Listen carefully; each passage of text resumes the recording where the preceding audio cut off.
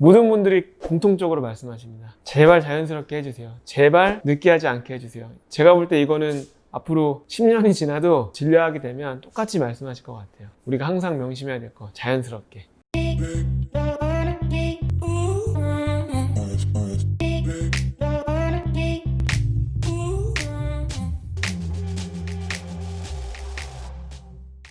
안녕하세요. ABTV 베이노 원장입니다. 오늘은 남자 눈 수술에 대해서 얘기를 해볼 건데요. 사실 남자 눈 수술은 제가 좀 많이 해보긴 많이 해봤습니다.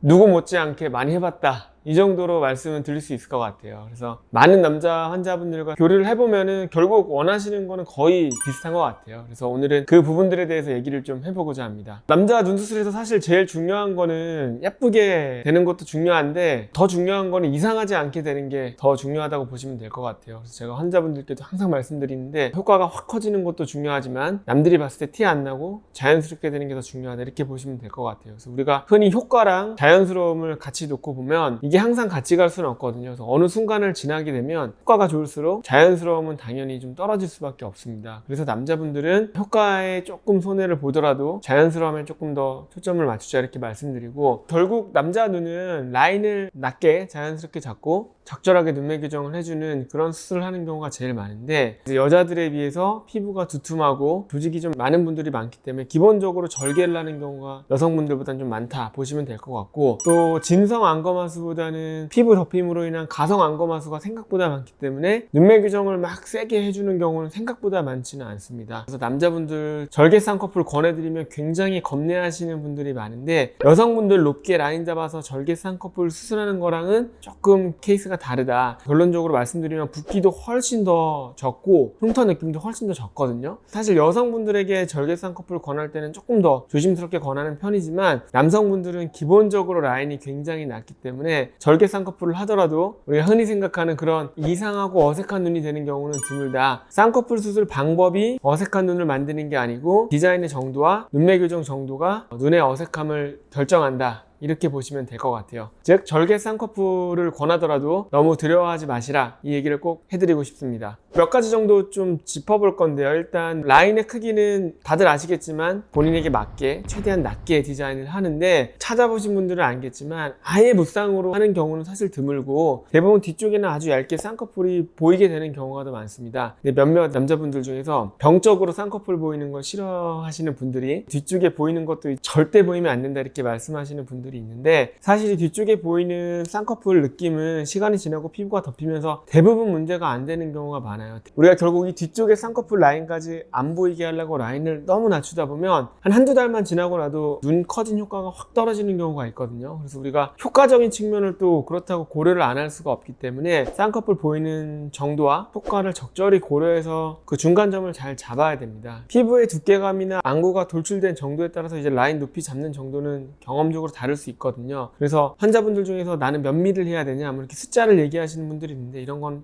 전혀 의미가 없고 와서 진료해보고 같이 이제 상의를 해서 결정을 하면 될 것 같습니다. 그리고 이제 눈 위쪽에 두툼함, 이거를 남자분들이 굉장히 해결하고 싶어하는 분들이 많으세요. 근데 기본적으로 환자분들이 생각하시는 게 지방을 제거하면 이 두툼한 게 없어지지 않겠냐, 이렇게 보시는 분들이 많은데, 대부분의 경우엔 그렇지가 않아요. 이 눈 두툼함은 지방뿐만 아니라 피부 두께나 피부의 양 또는 근육의 두께, 이 조직들의 전반적인 뭉침으로 생기는 거기 때문에 결국 이 두툼한 걸 해결하려면 이 눈썹을 해결해야 되는 문제로 올라가게 됩니다. 그래서 이마를 올린다든지 눈썹 거상을 해서 피부를 좀 잘라준다든지 그런 시술들이 필요할 수 있게 되는데, 사실 이마 거상을 하는 게 가장 정답인 건 맞고, 근데 이제 나이 어린 친구들이 그런 수술에 대해서 사실 굉장히 걱정을 하는 경우가 많은데, 여기서 잠깐 말씀드리면 이마 거상은 사실 굉장히 좋은 수술이거든요. 흉터도 거의 안 남고, 젊은 분들이 이제 만져지거나 그런 것들 때문에 걱정을 많이 하셔서 이렇게 새로 조그맣게 나온 핀들이 있으니까 너무 이 이마 거상에 대해서 너무 나이 드신 분들이 하는 수술이다, 이런 좀 편견은 갖지 마시고, 필요한 분들에게는 너무 좋은 수술이니까 의사와 잘 상의해서 나에게 꼭 필요한 수술이라면 한 번쯤 고려해보는 것도 굉장히 중요하다고 생각을 합니다.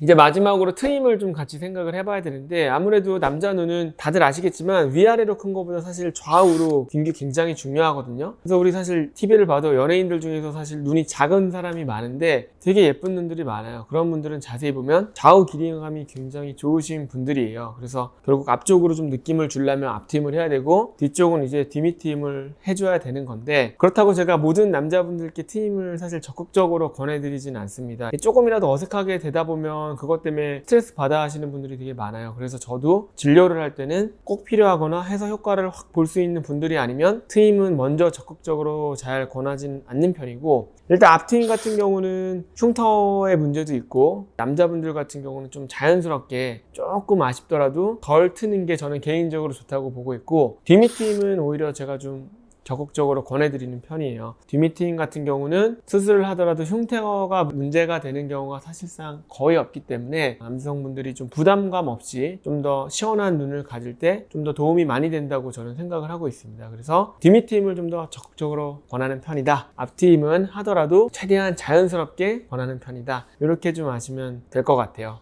오늘은 남자 눈 성형에 대해서 알아봤는데요. 전에 말씀드린 것처럼 자연스럽게 문제없이 이상하지 않게 되는 게 예쁘게 되는 것보다 더 중요하다. 이 점을 좀 명심해 주셨으면 좋겠습니다. 이상 ABTV 베이노 원장이었습니다. 감사합니다.